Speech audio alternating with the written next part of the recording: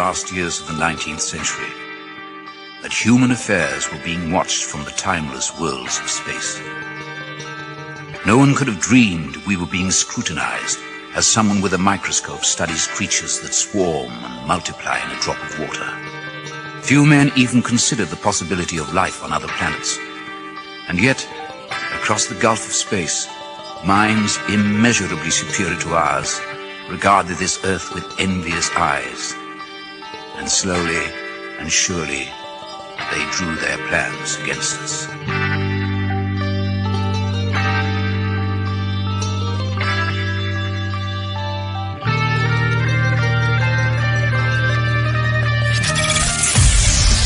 Broadcasting live from a tiny studio somewhere in North America. This is Dark Matters Radio Live. And now I give you your host, the silverback of ufology. Here's Don Ecker.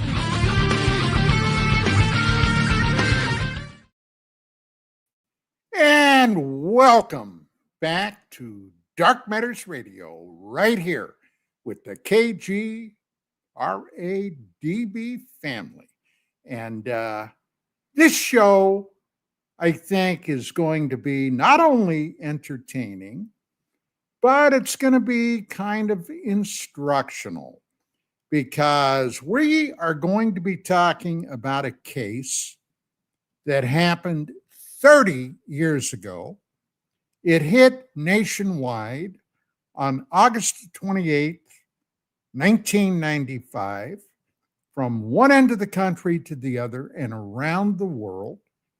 And it involved the potential case of an actual extraterrestrial dead body that allegedly had been recovered from a UFO crash in 1947. Now listen, stay tuned, because there are a hell of a lot of ins and outs of this case. Now, incidentally, on Thursday, on UAP Crossfire, I'm going to be heading that flight again, and we are bringing in the executive producer of that Alien Autopsy film. So this week, being the 30th anniversary, I thought it was high time to take an in-depth look. So let's go back to the beginning. In 1993, I was, and my wife, Vicki, who was the executive editor, the chief executive editor of UFO Magazine and the publisher, and I, as the director of research and media liaison, were invited to Vienna, Austria, to the first World UFO Congress to give addresses. We went over there. My God, what a beautiful, beautiful area. Vienna was, in a word, I found it exquisite. And one of the great delights that I saw there was a cathedral church, St. Stephen's, that was beyond comprehension. Well, while we were there, we met for the first time, face-to-face, a number of researchers from the United Kingdom. Jenny Randalls was there. John and his then wife, Ann Spencer, were there. And Philip Mantle and his then wife, Suzanne. Now, during that week, it was highly memorable. Their coffee in Austria was beyond description, okay? Really, I'm telling you the truth. I am a coffeeholic, and never in my life did I have a better cup of coffee than in Vienna. So one morning, I'm downstairs in the hotel, and Philip Mantle came down. Now, I knew Mantle by his name, reputation. We were having a pleasant chat. And suddenly he asked me, he said, "Hey, have you heard anything about Steven Spielberg, the famous movie producer, director, etc., Spielberg, having access to some footage from the Roswell crash that shows an alien body being autopsied?" Well, this was the first I had heard of that. Now, I had heard some other stories about Spielberg having some highly secret UFO information, and that came from a very good source. Now, if it was true or not, I don't know. But this was a brand new thing. So I said, "Well, I'll tell you what, Phil, I don't know, but when I get back to Los Angeles, I'll make some inquiries. I know a number of television and film producers over there, and I'll start making some inquiries." Now, at that time, I had no reason to doubt what was being offered to me. So when I get back, we get home, we have stuff to do. Stuff had been piling up at the magazine for a week, because UFO magazine, we had a very small staff. Just myself, Vicky, and we had an administrative assistant. So we're going through all that. And then I remembered what Mantle had asked me, and I said, "Okay, I'll start making some calls." Now, one of the people I called was Robert Kiviat. Incidentally, Kiviat will be on the show on UAP Crossfire once again on Thursday. And I asked him about that. And he said, "Gee, I don't know." And Kiviat was very much into the overall UFO thing. He had been doing a lot of stuff on Fox on UFOs.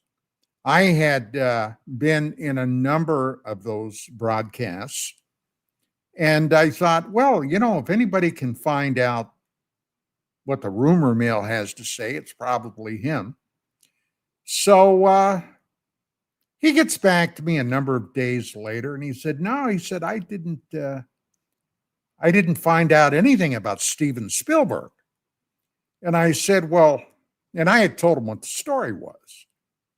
And I said, "Well, supposedly a World War II combat photographer had been tasked to film this after the crash with one of the recovered bodies." Okay. So he said, "I'll start making some inquiries." Well, along that time, another name along the way was tossed into the mix. And it was a guy by the name of,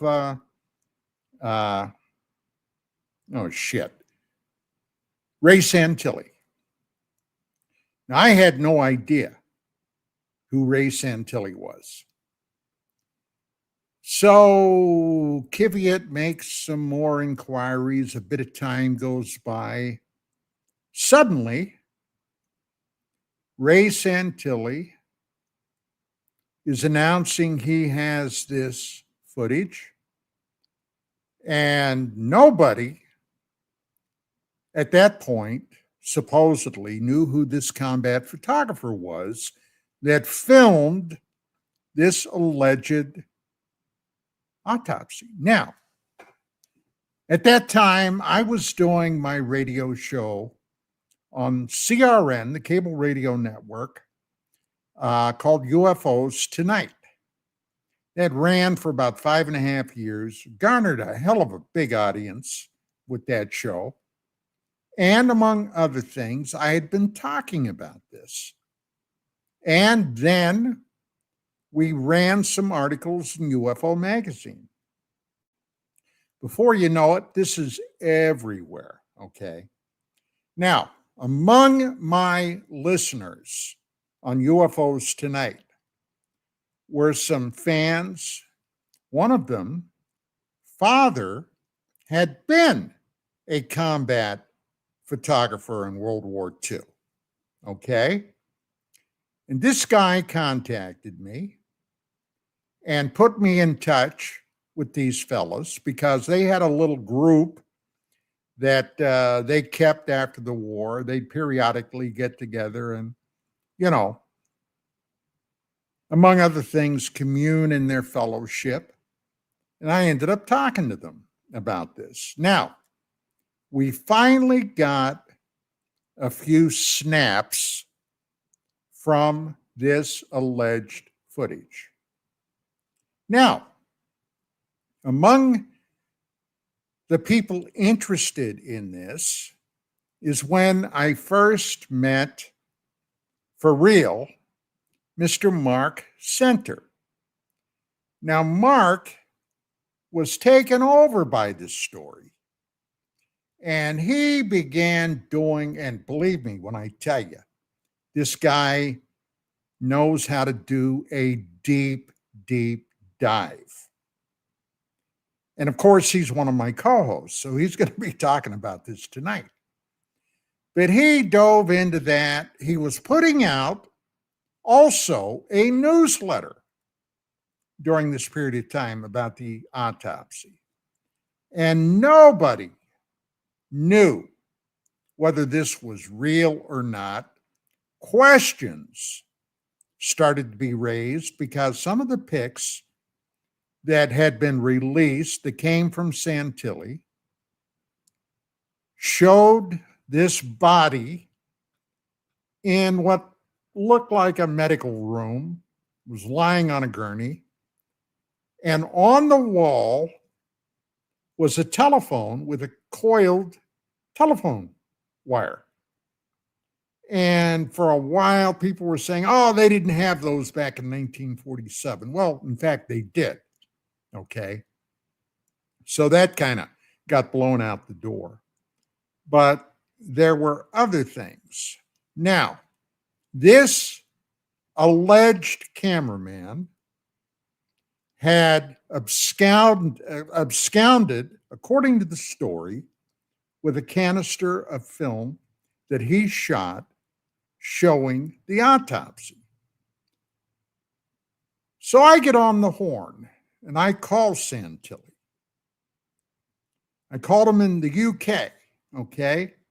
Told him who I was and talked with him for a while. And before you know it, I get, I think it was a facsimile, a fax, all right, of this tag that was on this canister of film. And then down the line, I got the transcript from this alleged cameraman who everybody said was an American. Okay. And Santilli's secretary, I guess, was alleged to have typed this transcript from an interview he did with Santilli and his people. Well, as soon as I got that, man, I'm telling you what, I planted my butt in a chair and I read that top to bottom 3 or 4 times right there, same spot. And the more I read it, the bigger the questions got in my mind. Why? Well, I'm a military veteran, okay? And American GIs, if they're asked, did you serve? Yeah, I served. Where? Well, I served in the Army, or I served in the Marine Corps, or I served in the Air Force, or I served in the Navy, okay? Or sometimes, depending upon your mood, yeah, I was in the fucking green machine, okay? Or a Marine would say, yeah, I was in the crotch. You know what they never said? Ever. Nobody, no American ever said, I was in the forces. That is a British term, in the forces. And as soon as I read that, I knew no American would have ever said that. So I immediately brought that to the forefront. Hey, I don't know who this guy was, but if he was an American and he said that, I'll eat your damned apple and screw the core. Okay? Well, before you know it, we get word back. Well, the British secretary, she wasn't sure and she just used a British term, blah, blah, blah. Well, bullshit. I'll tell you what. Like I said, I was in the Army and then I was a cop. Now, many a time, I would have recorded a statement as a cop, as a police officer, from a suspect or a witness, you name it, okay? And then it had to be typed up. Well, by God, that was typed up verbatim. You go into court with a screwed up statement, well, you can forget it. So I knew this guy was as full of shit as a Christmas turkey, Ray Santilli. Okay. Well, then I started interfacing with a number of people in the field. One of them was Mark Center. Okay. Now, Mark and I have been friends for well over 30 years now. And when I started doing this show a few years ago, and I invited Mark to be one of the co-hosts, because like I said, this guy knows how to do research. He accepted, which I've always been grateful for. So without a lot of further ado, we're going to chew this thing up tonight. So let me bring on Mr. Mark Center, and let me bring on Mr. Gerry Kissell, our other co-host. Gentlemen, welcome to the show. How the hell you doing? Good. Very good. Mark, with my opening remarks, do you have anything you wish to say, you want to add to it, you want to subtract from it? You tell me, buddy. Yeah, it's a very interesting story. Can't really point to any other story in ufology that quite unfolded like this. The Mothman and all that stuff. They didn't have people show up at a museum and watch a video of the Mothman, right? So it's very different the way that this thing was put out there. I got into it mostly because I'm into like gory movies, and I got very friendly with the K&B special effects guys. The one guy did all the effects, or was in charge of the effects on The Walking Dead. So that really turned me on, because I'm looking at this thing going, I don't know if this is real or not, but I dig special effects. Are you talking about Greg Nicotero? Right. So they had the K&B group, and the day either before or after Thanksgiving, I don't remember the year, they actually allowed me to come up with my first wife, and we shot them around a table. They showed me the whole shop. They knew me from nobody. I sent them a fax and I said, this is what I'm working on. I'm trying to get to the bottom of this thing.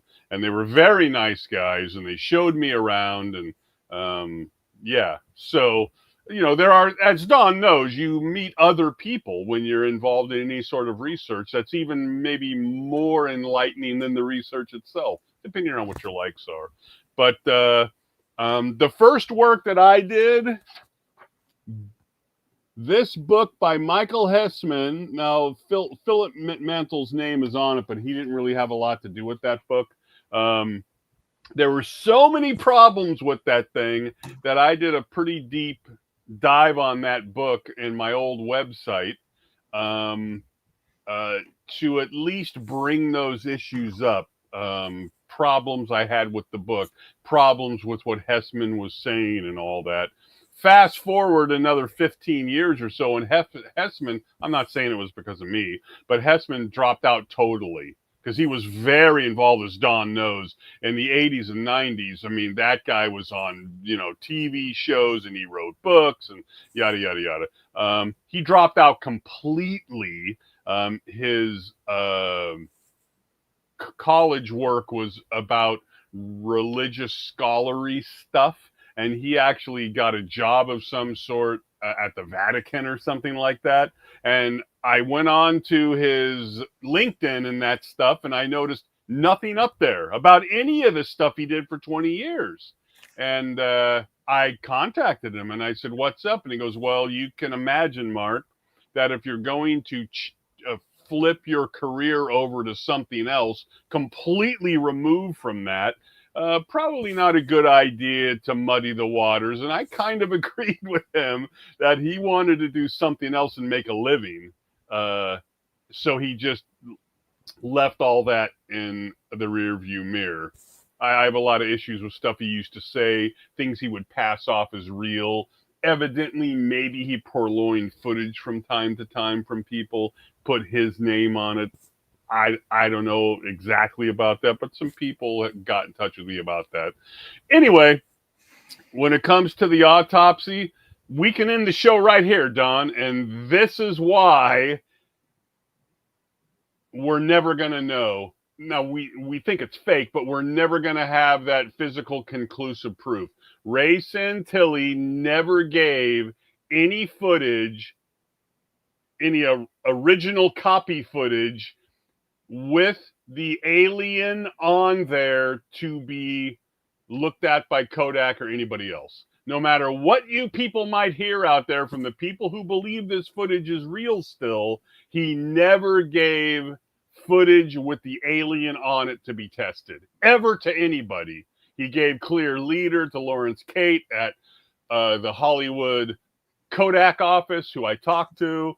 He gave some snippets that might have been a skewed view of the autopsy room, et cetera, et cetera. But the bottom line is he never did that.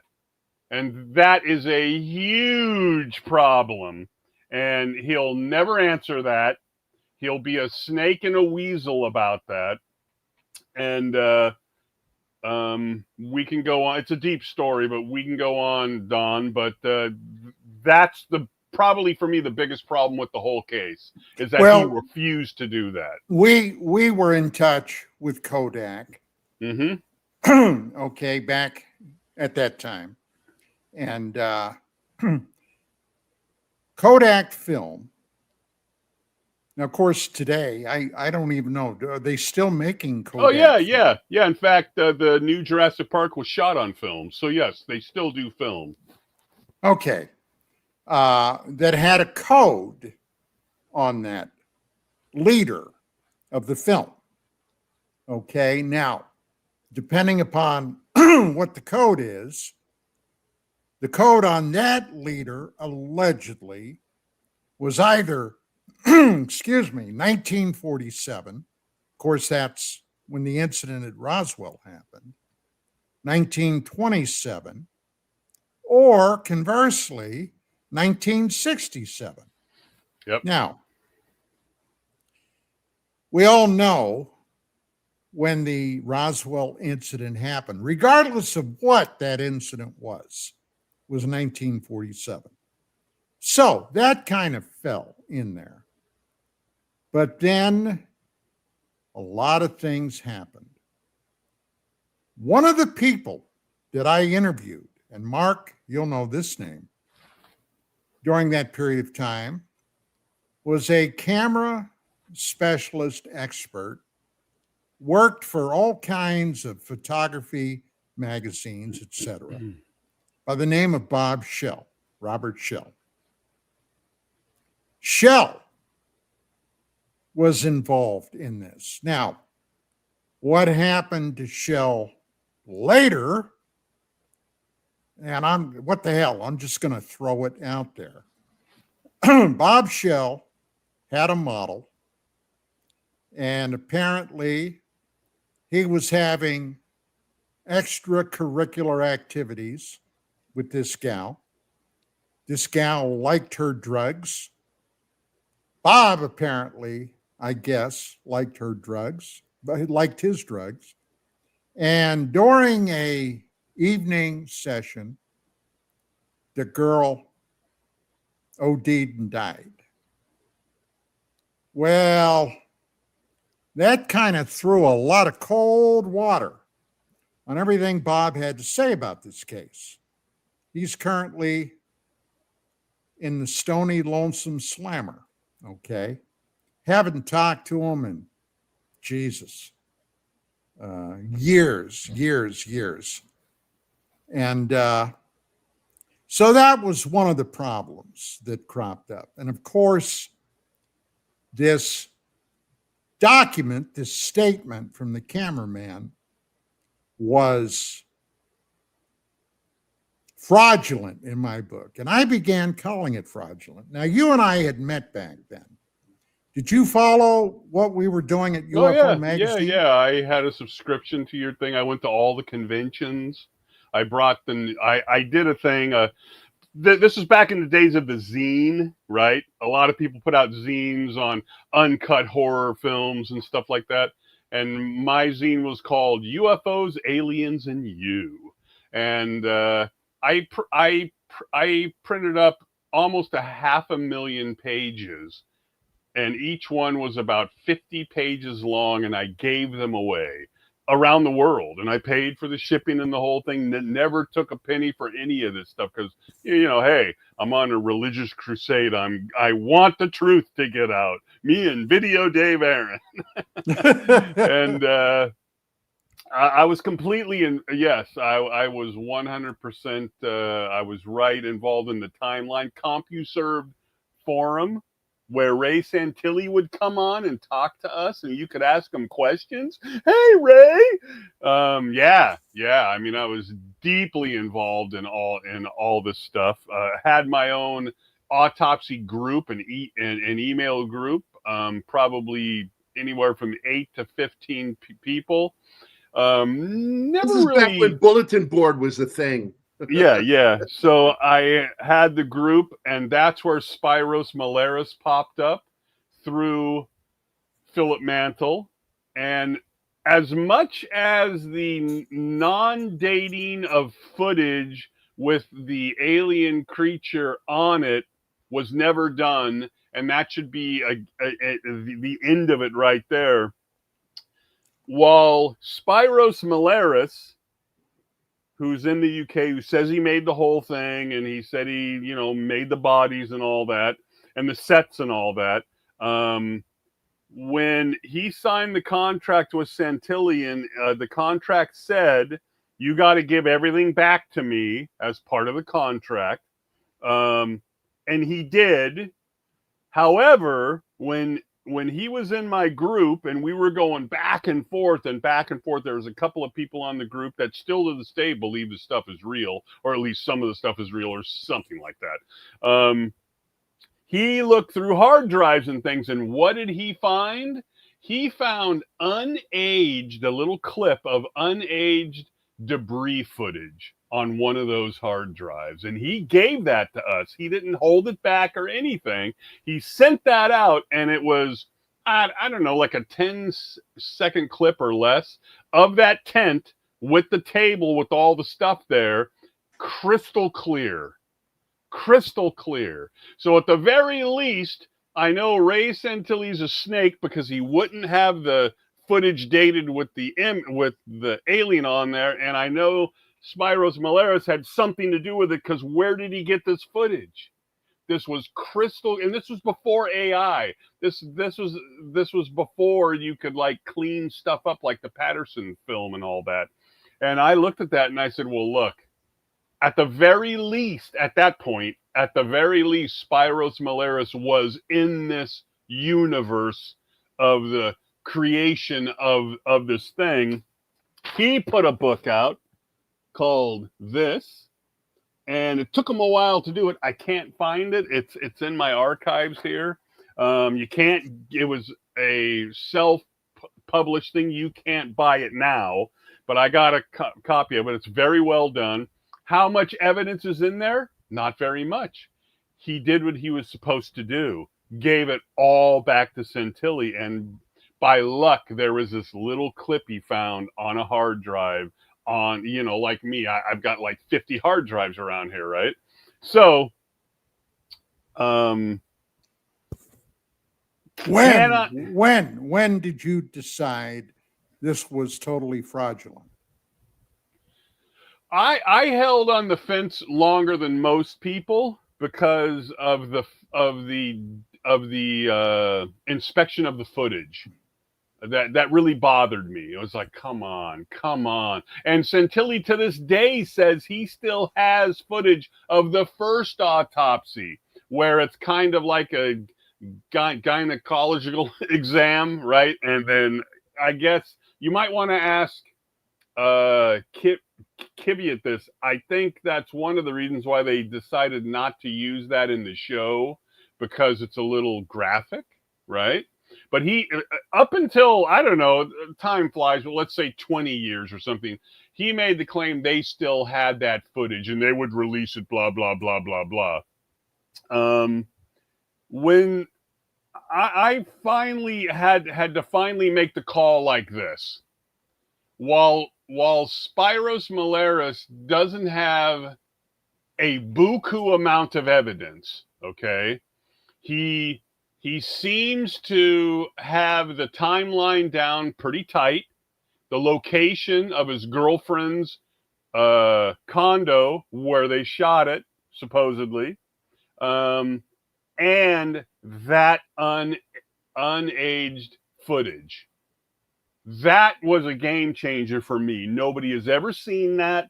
Nobody ever shared that before. That means he was in the room, in a manner of speaking. Why in the hell didn't he totally photo document everything he did? It doesn't matter if he did. He signed a contract that said, you will give me back everything associated with the project. And he's in the business of sorts. So you sign the contract and you follow through. That's his story. Okay. So I'm not saying that he didn't, but he supposedly gave it all back, and then he found that clip. And as far as I know, that's one of the only clips. You've seen the photo of John Humphreys, the guy who helped make the bodies, and they show a similar body, but it isn't the same body, or maybe it's an early draft of the body, things of that sort. But I suppose if I had to add it up, Malaris doesn't seem to be holding back nearly as much or at all. Ray Santilli's a snake and he's holding it all back. And I'm going to tell you something. After all this business began to blossom, and this was in the spring of '95. I had been talking to Kvyat. He went to the UK. The Fox network made a bid on this. As we all know, they got it. Santilli, then after this show aired a total of 3 times on the network, garnering huge ratings every time they aired it, Santilli started to sell VHS tapes and CDs, DVDs. I bought 2 for 60. No, it was only on tape. I bought 2 of them for $60 each plus shipping. Now, here's my point. He was selling these anywhere between $25 and $35 a pop. Well, I paid 60, Don, each. That's $30 a pop. No, each. Yeah, $30 each, right? No, $60 each. Oh, Jesus. Well, that's even more. Yep. And I sat down one day with my calculator is we had a rough estimate of how many videos that he had sent out. That guy had to make in the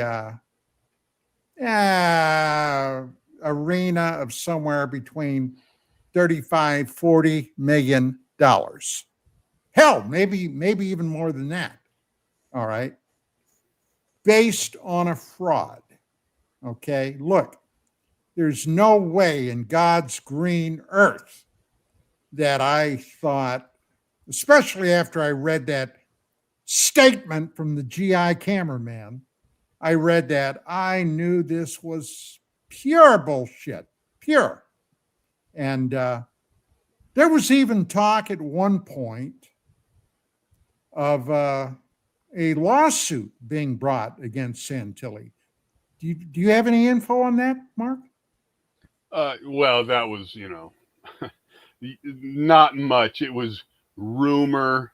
A guy with the initials KKK was part of one of those. We won't get into this here, but it never went anywhere because can you think of many of these situations that have ever gone to court, Don?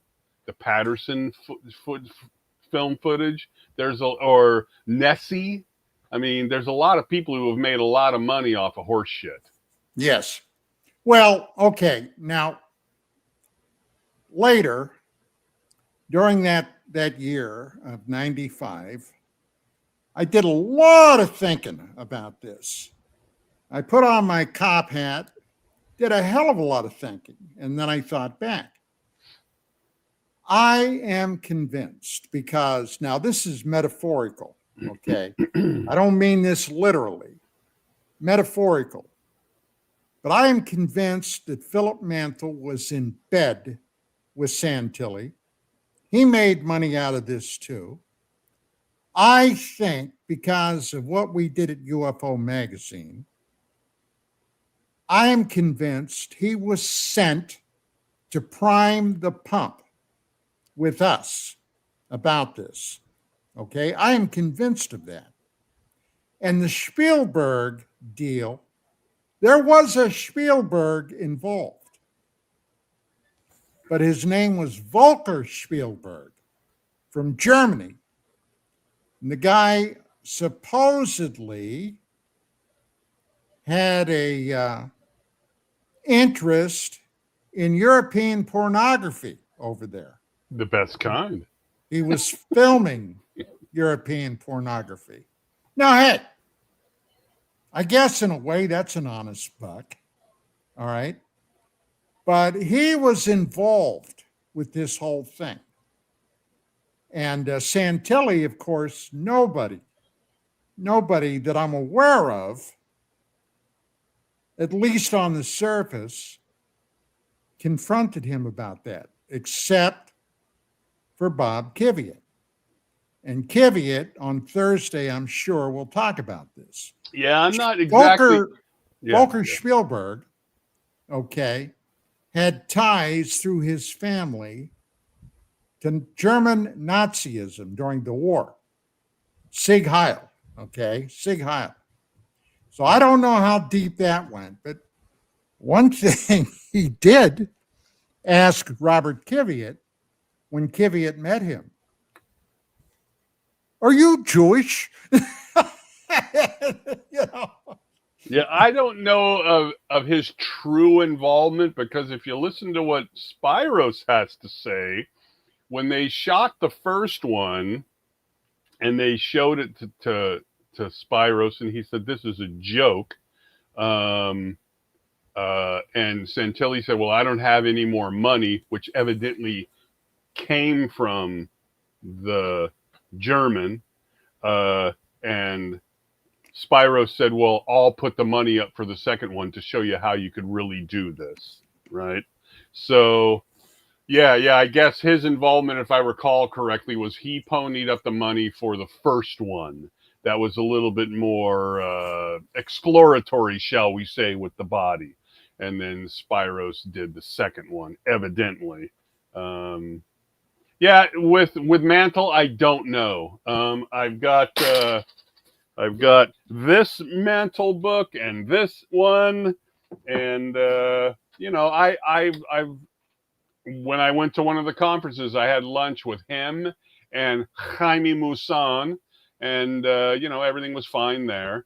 And we kept in contact a long time until again KKK got involved with some other horse shit, and I just dropped out of the whole thing. And it wasn't that those two were together on anything. It's just how certain people like to horn in on things and try to make it their own. That kind of thing went down. But there are still people out there who believe this. I know Skywatcher said, well, this is an old story, and he's right.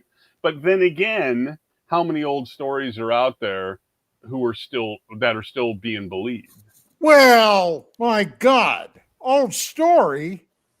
The Roswell thing is an old story. Right. The DC overflights in 52. That's an old damn story. Okay? Yeah. The Apollo 11 touchdown on the moon. Seeing, allegedly, UFOs sitting on a crater watching them. That's an old story. Well, right. So, my view of this is sadly because of the internet and people who believe the Earth is flat and we never went to the moon. You're never going to convince a lot of people of this. There's a guy on Facebook right now, a Brit. You know who I'm talking about. I'm not going to mention his name, but he is talking frequently every week about the alien autopsy. Oh, yeah. In fact, he asked to join my group, and after I monitored him for a while, I decided I just broke off contact with him because it's kind of like a religion, right? And it's like, well, I've already got a couple of people in the group who are steadfast believers in some aspects of it. Spyros is an artist, and he made up some. You see the ETs in the canyon and yada, yada, yada. When a location, I don't remember all this, but when a location of the crash was given out during our back and forth in the group, one guy went out there. I think his name was Ed. I think he's probably passed by now. And what he found in this location was this glassy material that looked melted, let's say, from high temperatures. Okay. Now, this is in Arizona, Nevada. And my question was, because this is the way I think, I said, Ed, did you go anywhere else, like start a search pattern type of thing and start going out and out and out, or even talk to other geologists and gemologists and things about this material and find out if there are other deposits of this stuff around? I got no answer. See, that's how I do the research, is that, well, okay, that's pretty cool. He says it hit up here. He went out there and he took some film and all that. Oh, it hit here, and this old story about the tree still has black stuff on the top and stuff, right? Even after 40 years. It's okay, in the desert, that might be possible. But I told him, I said, dude, you haven't done your due diligence here. You're telling me this is the spot where this thing crashed, and yet you're not trying to confirm if this material, this melted looking glass stuff, might just be out in the desert in a lot of places. I don't know. That's not my expertise at all. I hardly have any.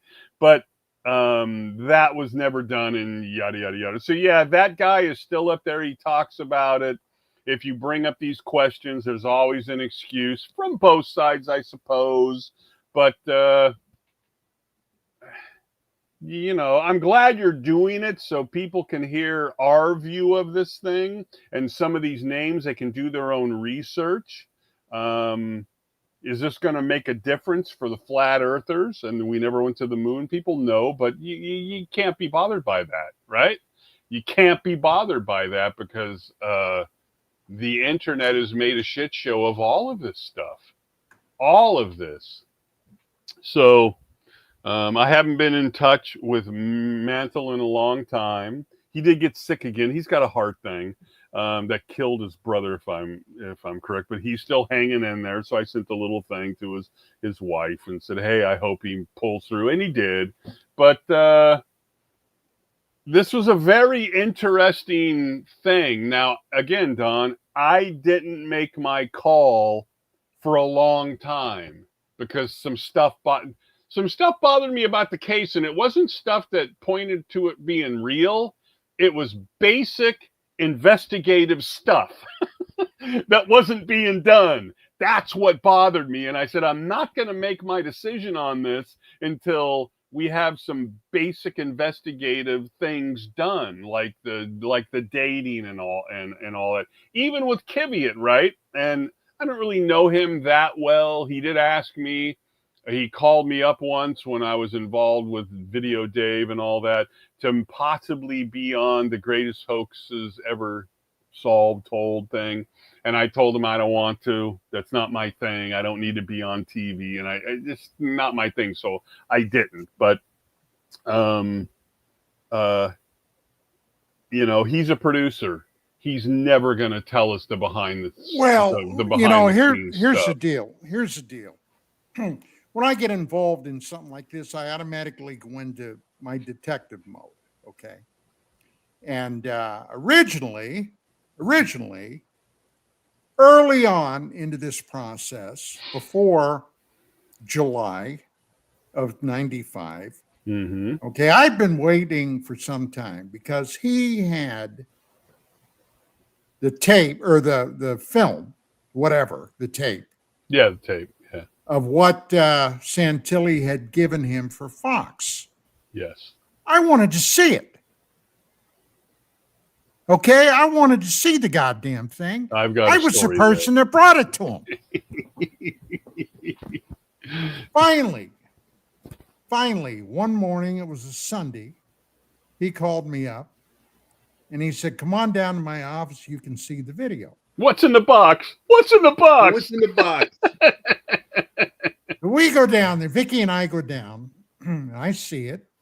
And I got to tell you, first blush. Absolutely. It was compelling. Yeah, absolutely. I completely agree. Okay, first blush. And then Kiviat says, "Hey, Don," he said, "I want you to do the background investigation on the cameraman.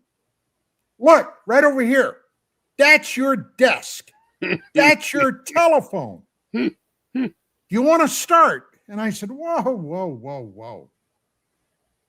I said, "We haven't discussed anything about money or payment because I ain't doing this for my health, goddammit. I work for a living, okay?"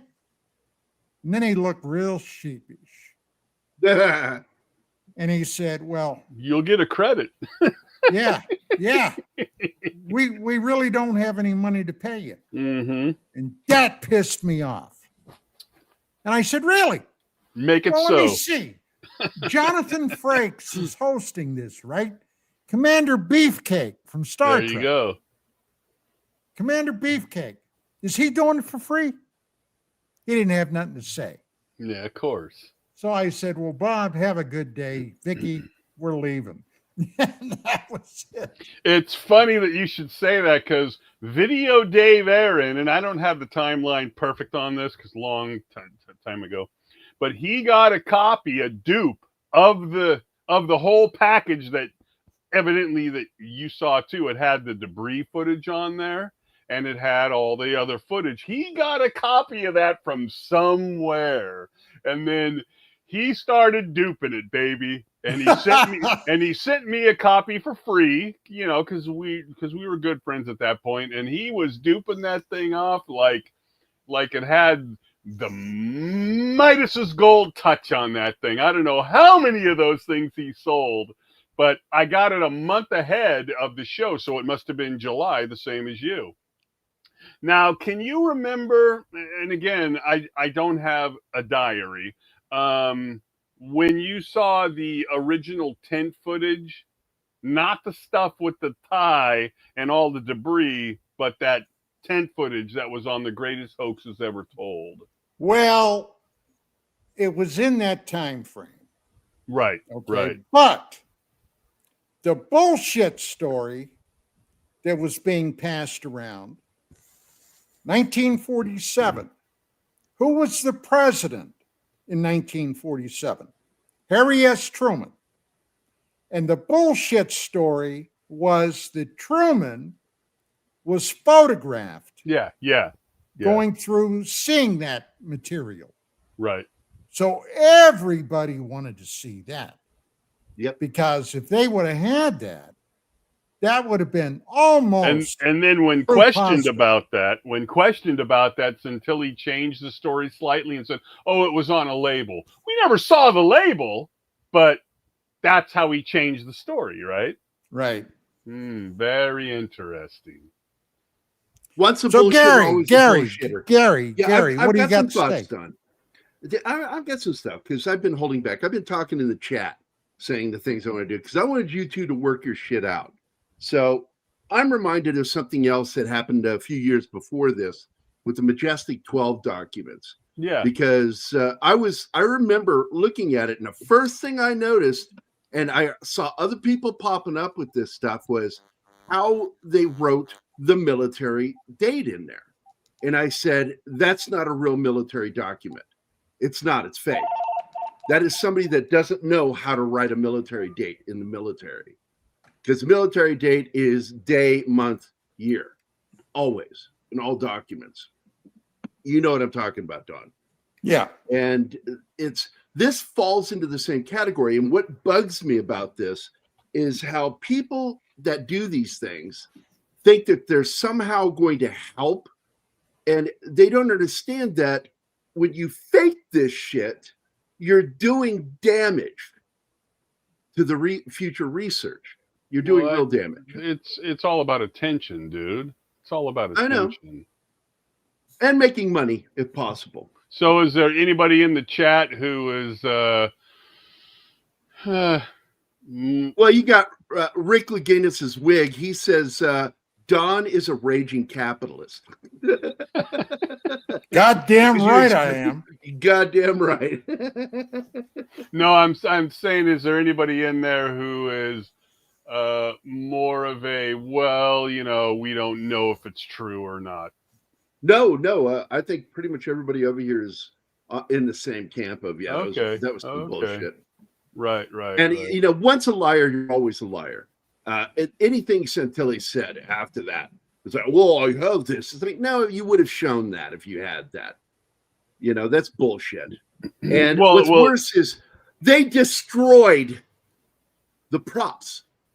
They fucking paid to have those alien bodies made and then cut them up into little pieces. Well, that's the story. That's the story. But again, that's a very common thing to do, even if you're not doing a hoax. I mean, you got to remember that even in the 90s, to save this stuff to sell at auction wasn't as big a deal as it is now.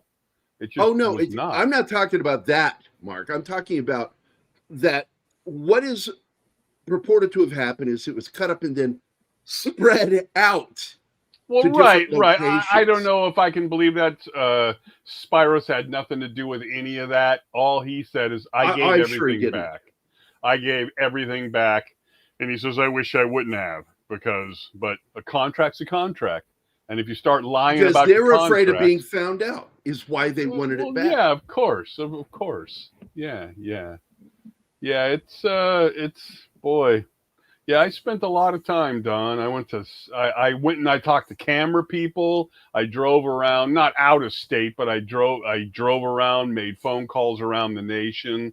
I was one of the only guys to talk to Lawrence Kate from the Hollywood Kodak office and ask him. I put that on my website and in the newsletter, and he said, I'm kicking myself in the ass, Mark, that I didn't unspool it to see what was on it. I only looked at the leader.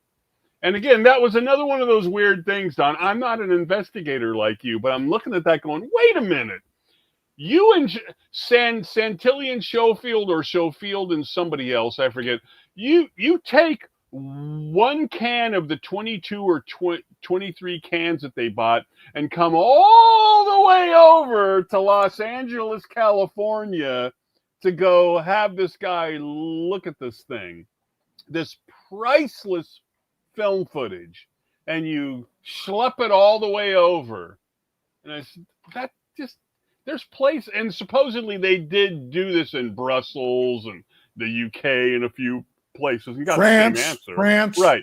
And they got the same answer, of course, because Kodak is Kodak is Kodak.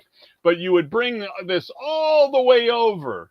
Really? You wouldn't just fax the edge code to them? Because faxes were very popular then. You would just fax them the edge code and say, hey, so what's the date here? Yeah. So, well, gang, before we go, Genghis Khan is on the fence. He says he's on the fence, Mark. Go ahead, hey. John, I'm sorry. We'll have to pick up on the other side, guys, because we're at almost the top of the hour. We got about 30 seconds before we have to go to break. And I'm sure Skywatcher will be very happy about that. Oh, yes. I'm notorious for screwing the brakes. I get caught up in telling a story, and before I know it, Don, we got to go to break, Don. Hey, wait, Don. I think I got a story to tell. Wait, Don, wait. We'll be back on the other side with more, gang. And hey, here's something to remember. 3i/Atlas. 3i/Atlas. Mm-hmm. We'll be back.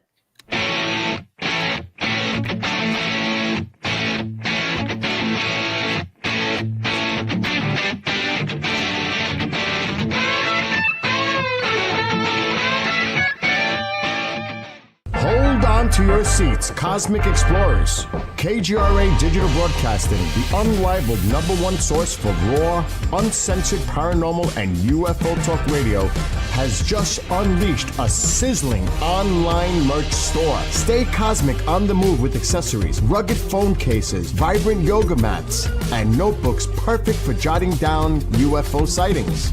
Ignite your obsession with the unexplained through bold, exclusive gear that demands attention. Kicking off with the Supernova, the store launches 2 heart-pounding collections, KGRA Digital Broadcasting and Bishop James Long. Every item you grab helps power the network and its groundbreaking shows. Stand with the truth seekers. Act fast, score your stellar swag, and join the uprising today.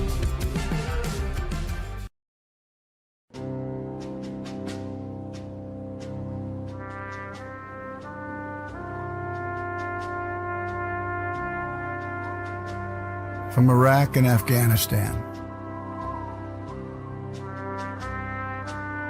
our brave warriors are coming home, wounded. Some with wounds you can see, some with wounds you can't see. Wounded Warrior Project was created to support our men and women coming off the battlefield.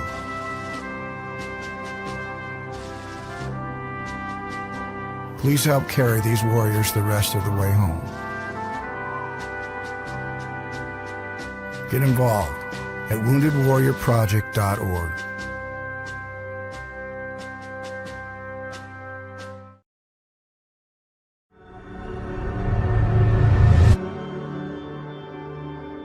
MUFON is the voice of thousands of like-minded people who want to see change. We speak up against UFO secrecy. We engage governments and agencies around the world on the topic. We share information with the public through our journal, website, newsletter, social media, and even our own TV channel. When you join MUFON, you add your voice to the cause. Few things are more important in our time than understanding the UFO question. Join MUFON. Find your friends.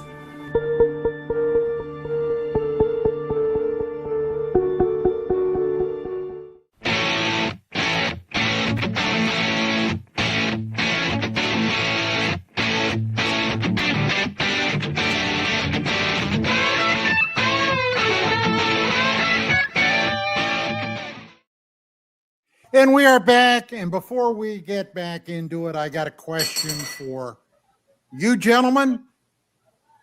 Well, where's Mark? No, Mark fell down. There. Mark has fallen and can't get up. Mark has fallen and can't get up. I got a question for you all. How many of you have ever gotten a Big Mac? Oh, thank you. Nice. Yeah. How many of you ever got a Big Mac because you had good intentions?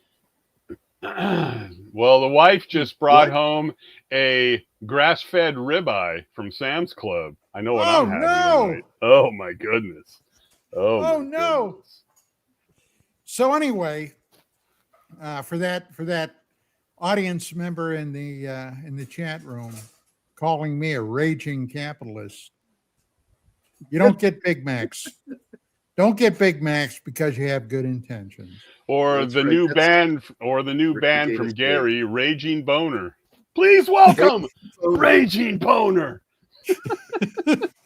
You saw my post about that. Oh, That's yeah. funny. Oh yeah. That was funny. Like some people thought that was a real post, and they were like, "Oh my god, I hope you're okay." And I'm like, "No, it's a joke." You know what Mark did? Boy, he scammed me a few months ago. He knows I'm a huge fan of Snake Plissken. Okay, love Snake Plissken. Hell yeah! So he doctored up a phony movie poster with Snake Plissken, Escape from Earth, with aliens, and I called him up. Supposed to get. I said, "Hey, dude, is that for real?" And he laughed. No. I was all excited there for a minute. I had a tingle run down my leg. So what's this is I don't know what to think of this, Don. And you've been closer to the Hollywood thing by far than me, but you've got the Roswell case, and then it ends up to be a movie, a good movie that your buddy wrote, right? Your buddy wrote the script to that? Paul Davids? Yeah. Paul Davids with Kyle MacLachlan, yeah. Right. And then you have the case of the guys in Snowflake, who get the guy that gets right. Yeah, and I like that film. I thought, other than the ending with and even they said that was bull, but I kind of like that. Then you have the Autopsy, and then Ant and Dec, the comedy duo, who are still out there being comedy duos.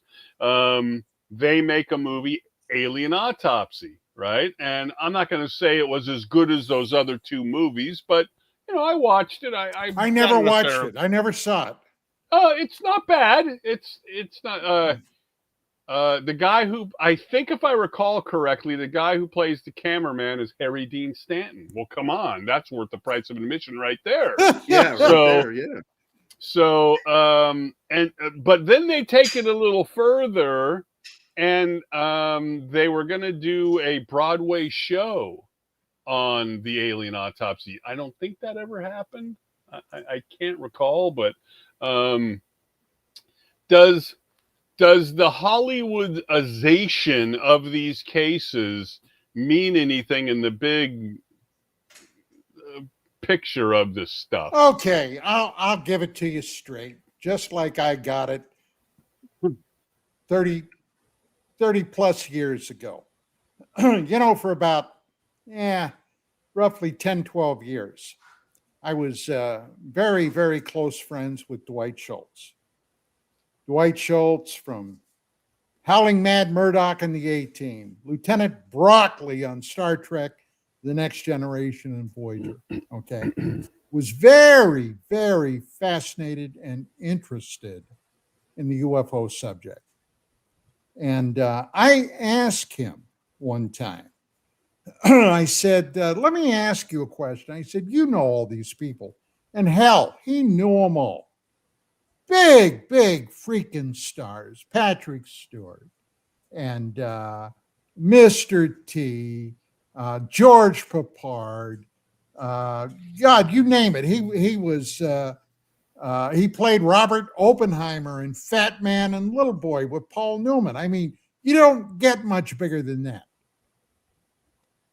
And I said, how many of those people think there might be something to this overall UFO thing? And he said, Don, let me tell you. He said, most of them think it's crap, the ones I've talked to. Okay. But if suddenly little brown bags of dog poop became the in thing, Hollywood would be hawking it from one end of the country to the other. And that's it. It's all about money. It's about bucks. So, what are you going to do with something like that? Benno from Oz, 1975, in the chat says, the Backyard Professor said there are many clues in popular media, movies, books, and other forms, and he believes it is a type of soft disclosure. What do you think? Bullshit. How long is this soft disclosure going to go on?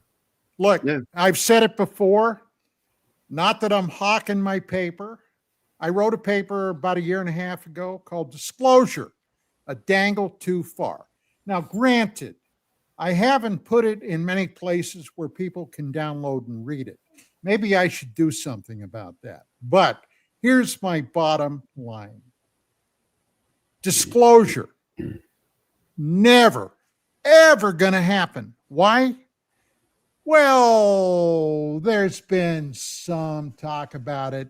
And yes, the government in the last several years has talked more about it than they ever have before. Okay. But how far have we gotten? Where are we at with this? It's still a big freaking mystery. Why? In 1947, or perhaps a little before, UFOs popped up at the end of World War II. There were UFO sightings, and after the war was over, there was another phenomenon that popped up. Ghost rockets that were being fired apparently over Northern Europe. Nobody ever knew where those things came from or what happened to them. Okay? So this UFO thing is not new. But 1947, it's my firm belief, and it's because of people that I've talked to, the research that I've done now for closing in on 40 years, there is a core secret at the middle of this. A core secret that apparently is so terrifying to the powers that be that literally all evidence points to less than a handful of people know everything there is to know.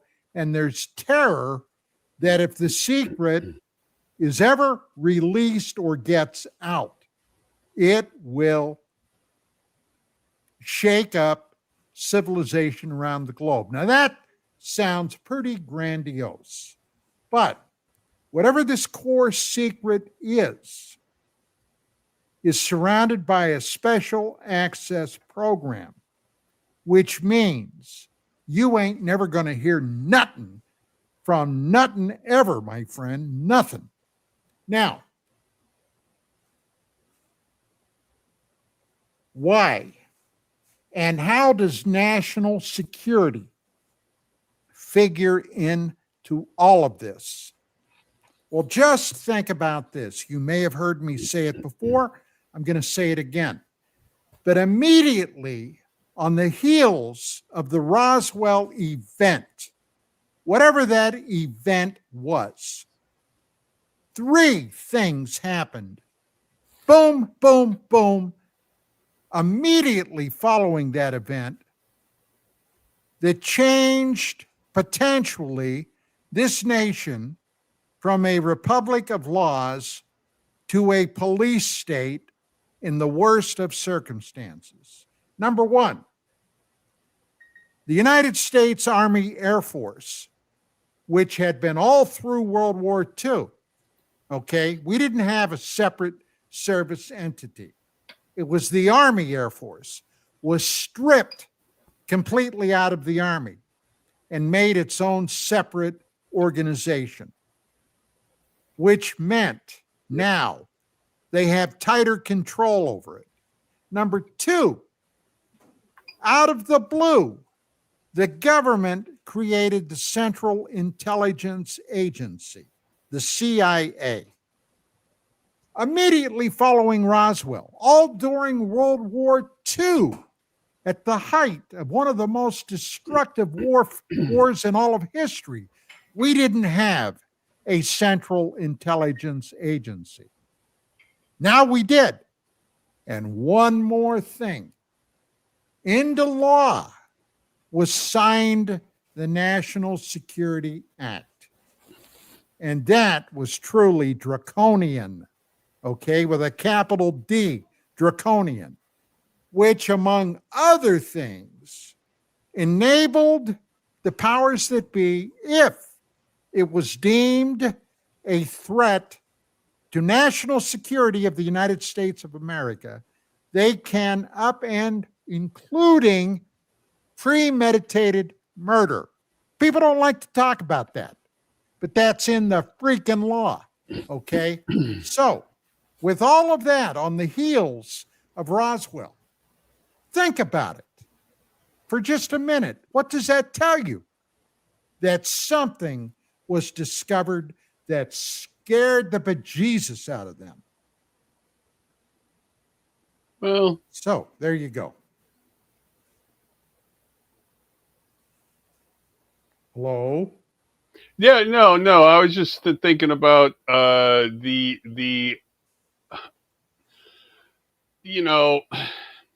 in 1896 and 97 we had the airships. People didn't know what they were.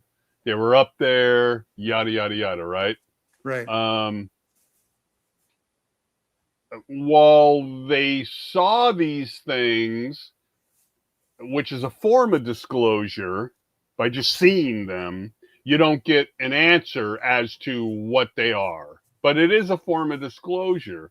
Fast forward up to last year or the year before, those drones, right? Yeah. Now, that is a form of disclosure. It's just not a concrete, this is what it is style of disclosure.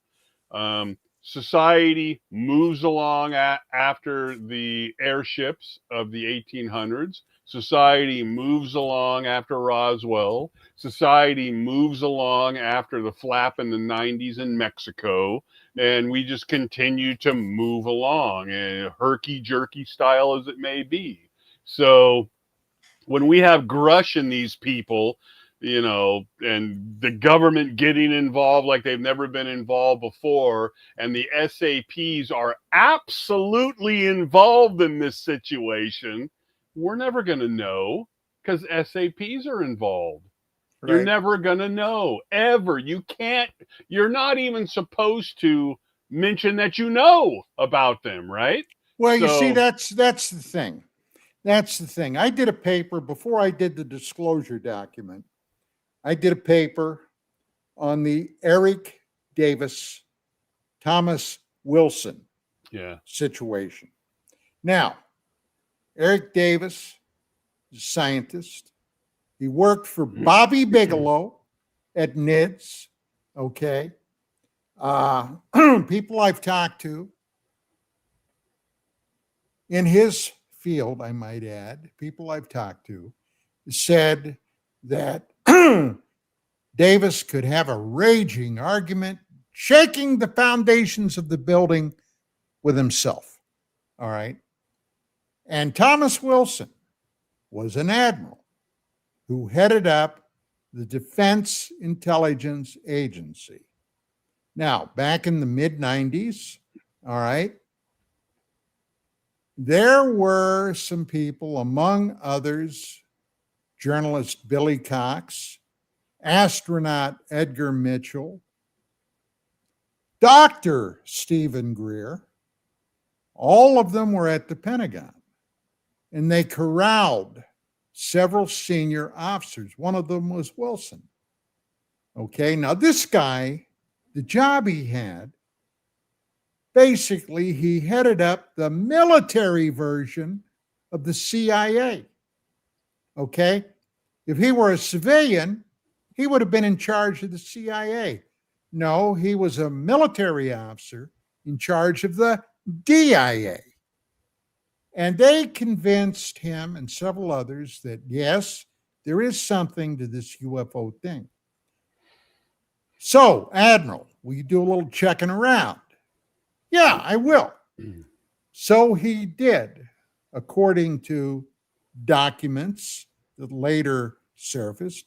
And I got to tell you, I didn't know any of this until I saw a video that Richard Dolan did. So I got to give full credit to Dolan for bringing this to my attention. Yeah, yep. Okay. And Wilson talked to some people at the Pentagon. Somebody suggested that if the United States had any of this material,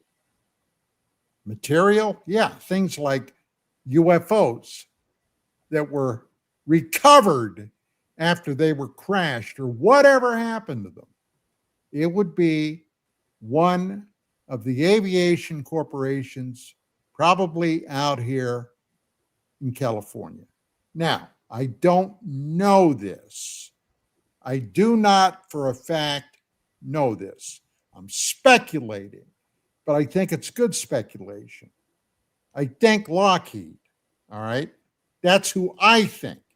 My personal opinion don't mean nothing in the scheme of things, but that's where I think.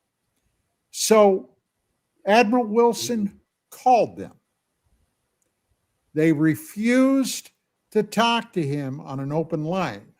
They said, we can't talk to you about anything.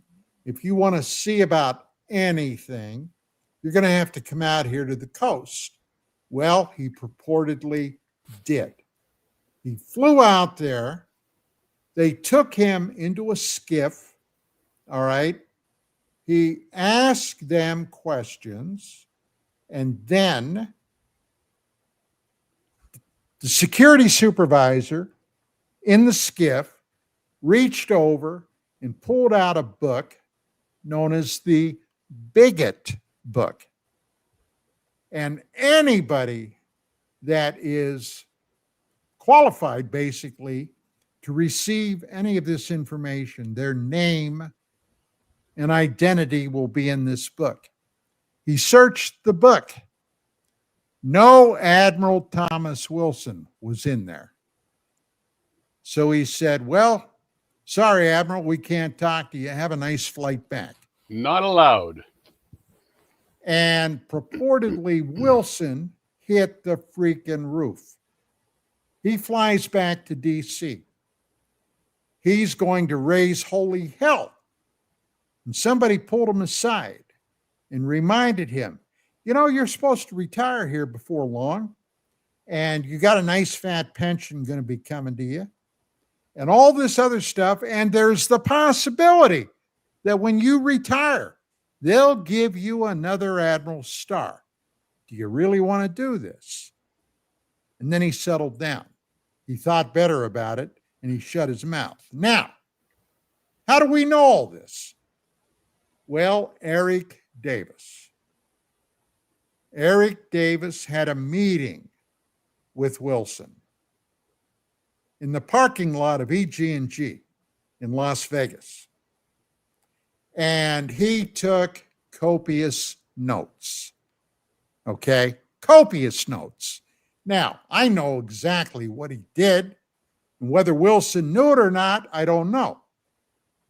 He had to have recorded their hour-plus conversation, probably on a digital recorder.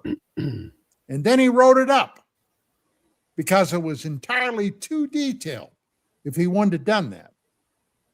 Hey, I've recorded a hell of a lot of people in my career. I know how that works. So anyway, one of the people that got a copy of these notes was Edgar Mitchell.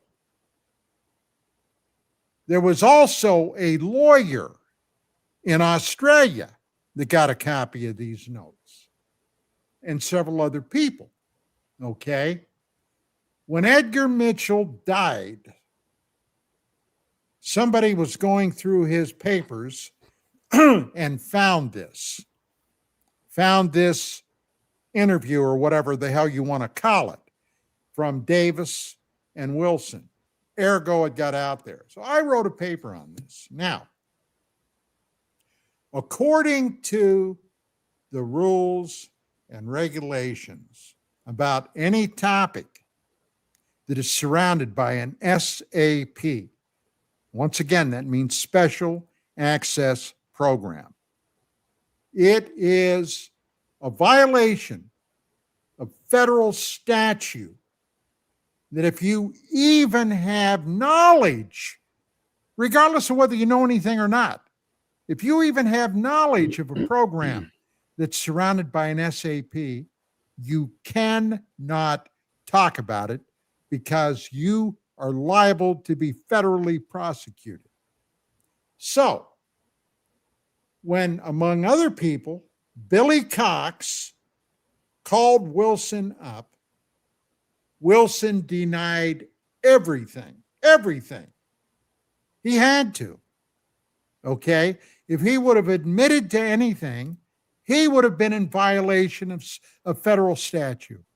So I am not surprised at any of this. Now, Mark, I'm sure you already knew all this, right? Yeah.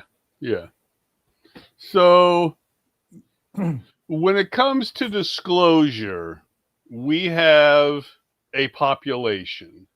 And in this population, they have been marinating in the movies, the books, the comic books, the media, the government now. They've been marinating in this stuff at a hyper degree since the 90s. Okay, because that's really when it exploded, was in the 90s, and now it's exploded again. So they've been marinating in this for 30 plus years. We have a not substantial, but we have a fairly large group of people around the world who don't believe in gravity. They don't believe that the earth is round. They don't believe in dinosaurs. Then I'm got a point here. They don't believe in a lot of these things, okay? So given that as part of the thinking process of human beings in 2025. Well, that tells you a lot about the American school system, doesn't it? It's not right. It's not just in America, but given that that's part of the educational mindset of a portion of the world, do you, Don, really think they're worried, other than maybe Christian fundamentalists and stuff? And I am actually friendly with a lot of those sorts of people, and I've asked them this question, and that they're okay with it, because no matter what, they'll find a way to fit this into their beliefs about other creatures and stuff out there. They'll fit it in there. At least that's what they told me. They wouldn't freak out about it. Do you really think they're worried about those sorts of people climbing up onto a building with "please take me" signs? Really? No. Look, anybody, and as a matter of fact, just today, I saw a new shot from the James Webb Telescope that went back literally within just a couple of 100 million years of the so-called Big Bang, if that's in fact what happened. And in this shot, they aimed at it a tiny little speck of space that looked like it was empty. Tens of thousands of galaxies popped right out. Now, a galaxy, it's not like a star.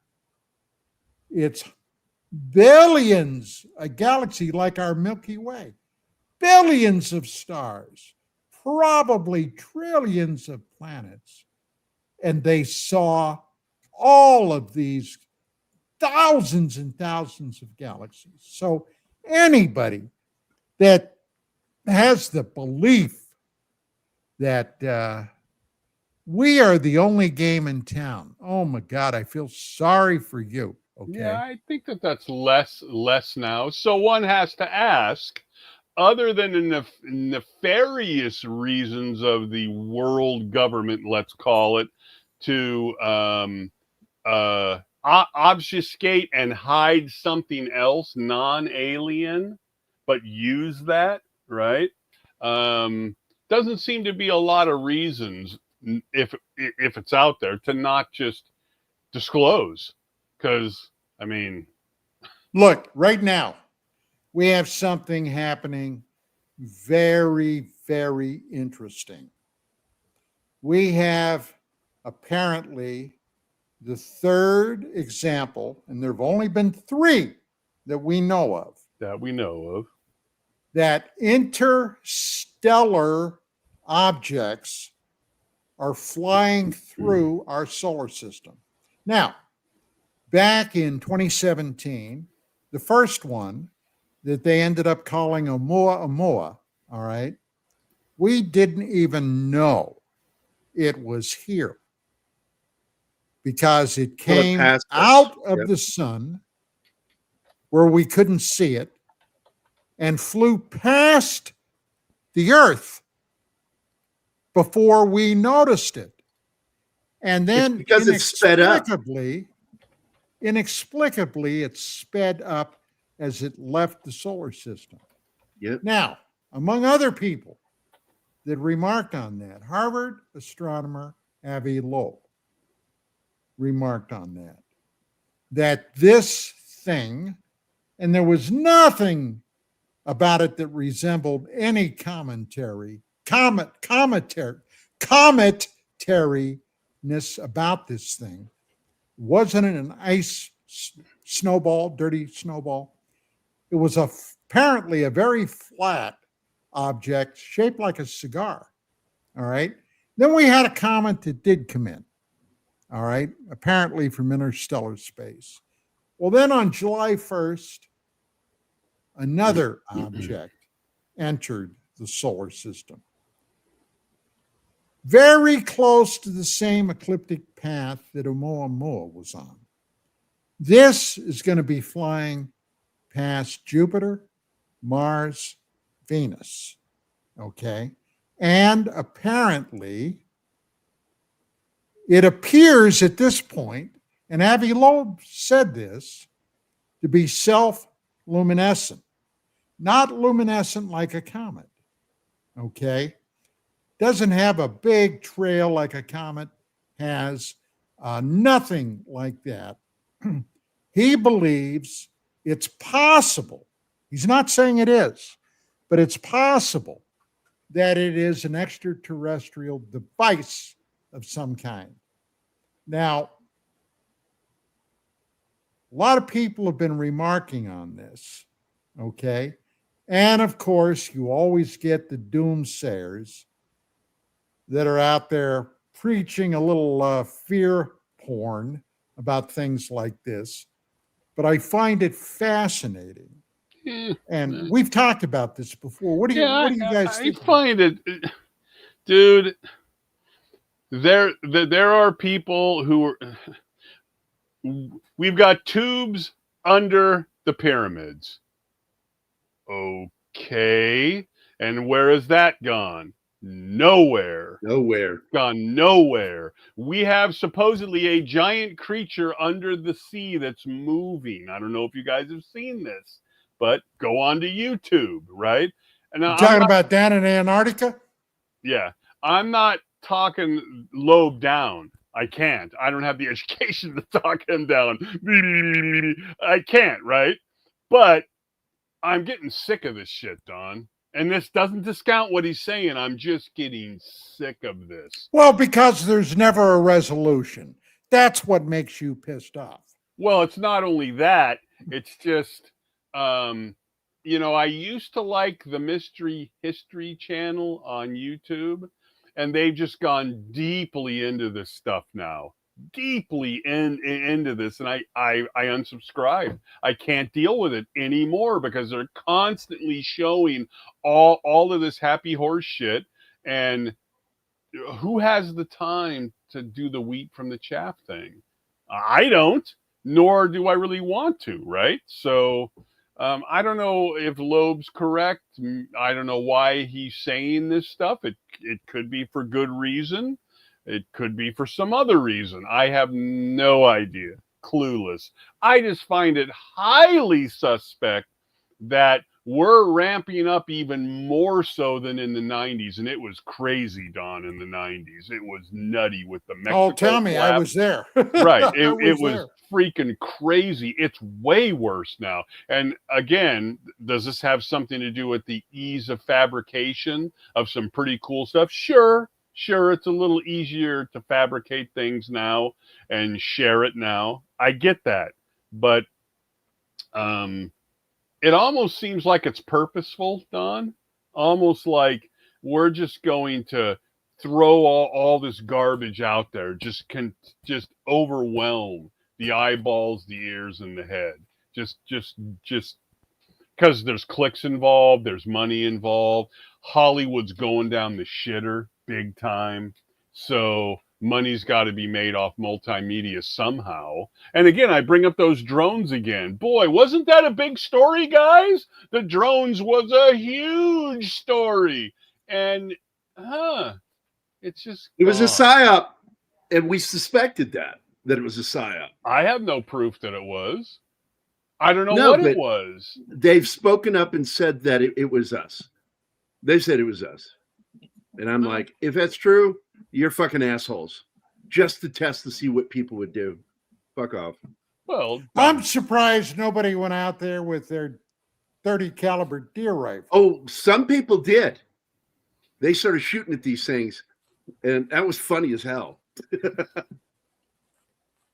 Right. We've got these crazy stories about the 10-foot tall guys in the backyard. Vegas, right.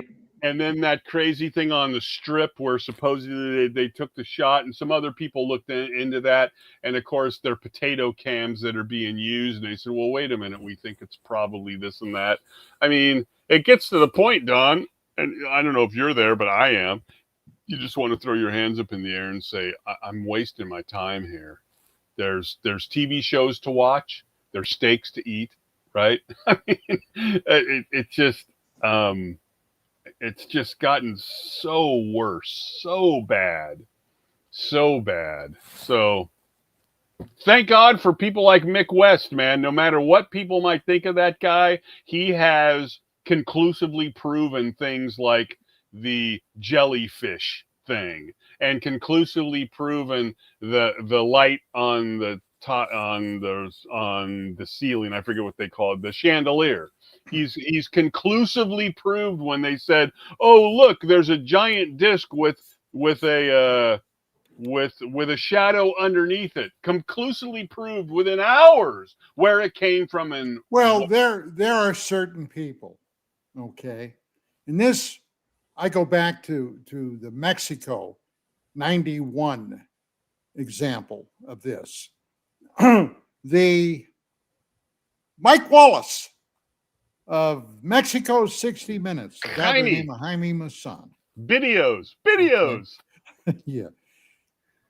He ruined that whole thing for me. Yeah. Oh, yeah. Okay. No way. Jaime can't ruin anything, can he? Well, actually, he did. Take a little on that. These, these were initially very interesting. Yeah, I agree. And it was July of 91 when I saw my first example of what allegedly was happening down there. Yes. But there are people today that come out, not to pick on them, but George Knapp's buddy, Jeremy Corbell, okay? If I see putting something out, I just dismiss it out of hand. Yeah, it was harder back then, Don, because when the Mexico Flat broke and they released the 3 tapes of that stuff, right? Oh, well, we recorded this thing from 4 different cameras in 4 different areas. Looked like it was spinning and all that. Very interesting stuff, but it was harder to track stuff down. Right. So then when I find out that the Billy Meyer people, the elders, were the ones who were editing that stuff for Musan and releasing it, I said, well, okay, well, I mean, they've been involved in this stuff for a long time. They have the expertise to do the editing, because this was the 90s, right? Not like now. And when I met with Musan and had lunch with him, and I asked him, well, that very famous clip, what happened before? What happened after? He was clueless and didn't want to know. And I just walked from the whole thing. I said, you're the one putting this crap out, and you can't even tell me or send me to somebody to find out that, oh, it was a birthday party and we swung it up and looked at it and then it vanished or it took off or something. No extra information. And then the worst one was the rotating UFO behind the building. You remember that one where he went on the TV and said, we'd like some witnesses to tell us if they saw this. And of course, they came out of the woodwork. I saw it. And I said, I'm done. I'm done with this guy. And of course, now we have the mummies. You don't believe in the sphere? What about the sphere? Not the other mummies. There's 2 groups of the mummies, right? You've got the ones they showed at that special that looked terrible. Then you got the ones that are kind of look like that, and they actually x-rayed those, and while they look a little odd, they do seem to be human because they x-rayed those. Well, it's always about the skeletal structure. If the skeletal structure is not cohesive in some way, showing that it joins together, right, you're looking at a fake, and you could tell that with the shit that Jaime brought. But this latest stuff looks good. Very interesting. It looks human, but deformed greatly. Right. And again, that stupid sphere, and it's like, oh my God, this is never gonna end, man.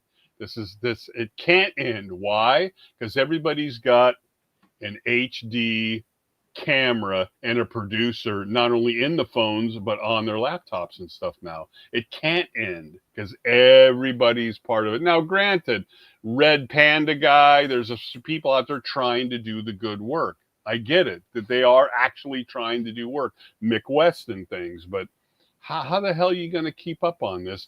When we go back to the Eric, what's that guy's name again? You talked Davis? about? Yeah. When that guy went and they couldn't find his name in the bigot book, right? No, Thomas Wilson, the Admiral. Right. Yeah. To what extent are you able to talk about the SAP without getting in trouble? Because he met, wait. He met with a guy in a car in a parking lot and talked for an hour to that guy. So he was breaking that law, right? Yes. Yeah. Gee. And you what can't happened even to mention him? You can't even he could even mention legally that he was turned away. Okay, fine. So he does that, and what happens to him? Oh, would you still like your fat retirement and another star? Oh, yeah. Threats. Oh, well, wait a minute. So that's how you deal with this breach of the law? Excuse me? Yeah, because if they take legal action, it becomes known. What becomes known? What they're doing becomes known. The Nothing bigot list, all of known. it. Yeah, the idea is to keep it on the down low and make your threats, and that's how you keep people quiet. Oh no, because I get it. Everybody has a soft spot. Everybody has a soft spot in their life, their wife, their children, something. Except for Don. Don don't give a shit. He's like the honey badger. You don't fucking care. You touch my dog, I'll kill you. Yeah, you touch my wife, I'll kill you. And then I'll kill you again. Yeah, I'll shoot you a little more just to make sure you're you're getting aired out properly. You're our big toe. Yeah, you're our big. Oh God, that's a good callback to Stripes. Good one. Yes.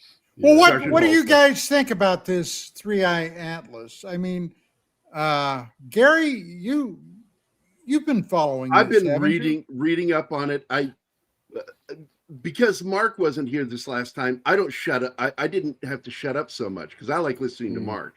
And Mark was absent, so I could open my mouth, and I got into all the physics and all this shit going on. And I'm fascinated by what's going on with this, and it's got everybody a buzz right now. Now, when it goes by, that's when I'm going to be really engaged with it. Right now, I find this fascinating that it's focusing on 2 different planets and not Earth. We're going to be on the other side of our orbit when it goes by. So it's going to miss us. So what is its interest, particularly what's its interest in Jupiter, the gas giant? Why is it? And it's in the way they drew the chart, the one that John showed us, it shows almost like a slingshot effect going around Jupiter to go towards Mars. Well, And Jupiter. that's now interesting. this is just the top of my head, okay? But Jupiter has some very interesting moons that potentially could be Europa. utilized. Yes, Yeah. utilized. So, I just Well, don't. we're already detecting what could possibly be life already on one of them. Yeah. I'm not sure. Is it Io or is it Europa that they found? It's what could be Europa. Europa. My Oddly answer, Don, predicted by Stanley Kubrick 40 years ago. my Remember that? answer, Don, is I just don't give a shit, right? well, there you go. Well, it's not like I'm defeatist about it, but I'm so overwhelmed by all the horse shit out there now and all the claims and all this stuff that it's like the bottom line is this. What am I going to do about it? Even if the worst was to happen, right? What the hell am I going to do about it?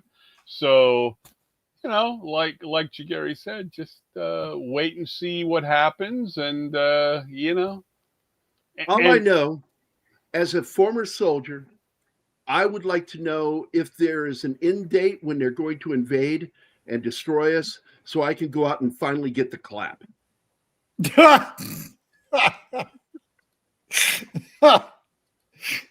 Well, that's a pretty low bar, but okay. Yeah, Okay. pretty low, Mark. You're right. Really low. I like keeping it low. But I put the quote in here. Well, it's not a quote, it's just a mention that Stephen Hawking, and so this has got brought up that Stephen Hawking said, we should keep a low profile. We shouldn't be trying to actively communicate out there, sending signals. We shouldn't be doing that. SETI's doing that.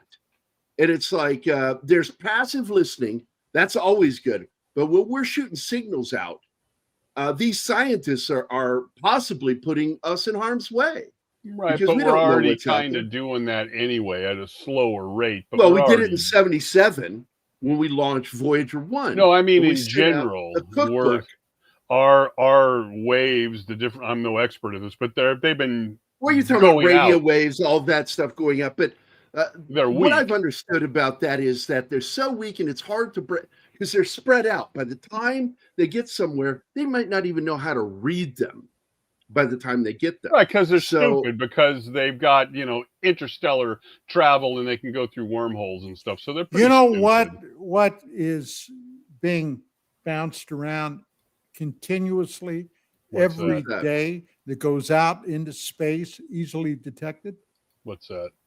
Radar. Oh, yeah. Radar. That is obviously artificial. Yep. God only knows how much is out there. Everybody uses radar, okay? Aircraft and NORAD and you name it, always looking out there. And I was told one time I shouldn't say this, Say it. Say it. Do it. Do it. but Get to the chopper.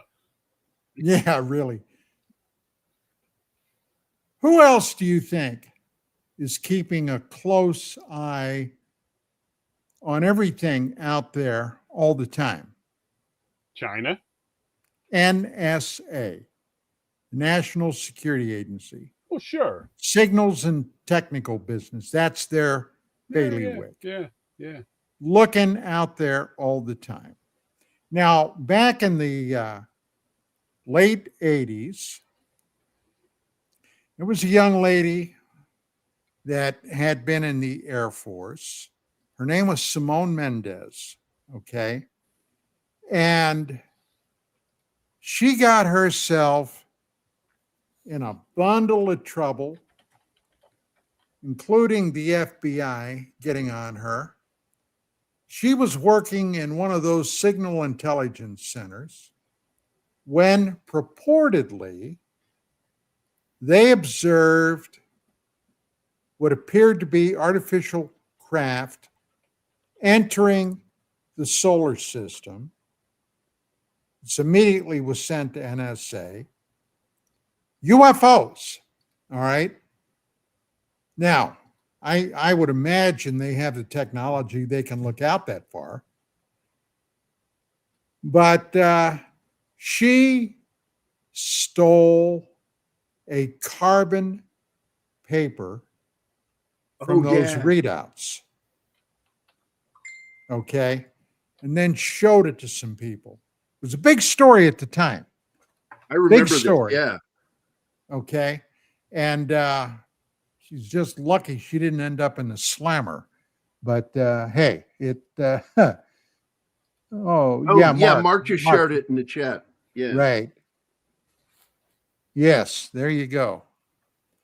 Very good. I told you, Mark, that man can dig deep. So anyway, yeah, I kind of lost contact with her probably 20 years ago. But there was a time when she was quite popular on the talk circuit talking about that. So it was one of those things. So yeah, these things have been around for a long time. Look, we all know something is there. We know it. All right.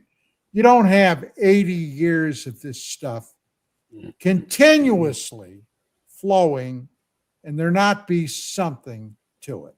And in 2017, that all changed.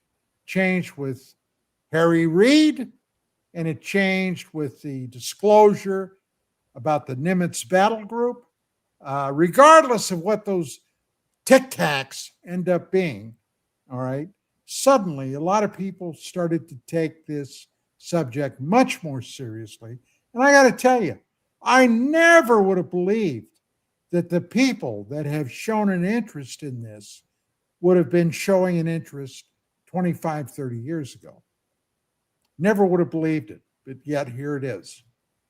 So where's it going to go? Well, I'm going to make a prediction.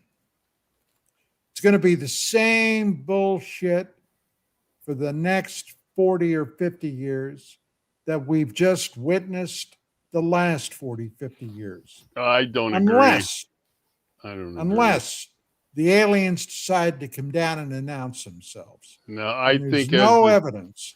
I think as the technology gets better and better and better, our own government or a government is going to do what was the thing called? The bright light thing, where they're going to make it look like something's coming in or something's up there and it's all freaking phony. Holographic stuff, yeah. Yeah, I think I forget the name. That's of been that a project, fear but of faking the alien invasion. Well, yeah, I don't necessarily know what they're going to fake, but they're going to fake something once, because right now, I mean, you guys have seen those drone shows. I mean, for what they are, they're pretty amazing, where they can make, the faces in the sky and all that stuff. Well, gee, do we think they can do even more than that without drones and some sort of light capturing things, yada, yada, yada? Well, I have a feeling that maybe even what's the Devil's Tower. Gee, would it surprise you if one day in the next decade or something, we wake up and they go, oh my God, look what's above the Devil's Tower, right? Because they're going to use it, right? For their own. Back in the 90s, there was no UFO story more spectacular than Area 51. Okay. Yeah. And boy, I'll tell you, Vicky and I have been out to Area 51.